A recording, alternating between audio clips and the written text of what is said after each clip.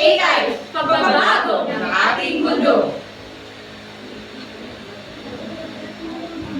Wikang Filipino na ating kinalakhan, wikang pambansa na dapat nating pahalagahan, wika ng pagkakaisa, pamana ng karunungan sa ating kinabukasan.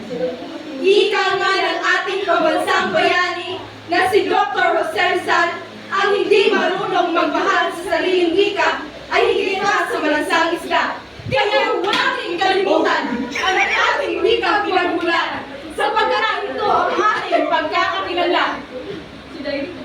Ngunit sa makabang panahon, yung teknolohiya ay bilang kinibutan ang ika, AI ay parang naging lamot. Sa panahon ng teknolohiya, nakakalungkot isipin na ang wika pinagsan, unti-unti na nating nakakalimutan. Sa isang pindot, impormasyon ay madaling makamtan.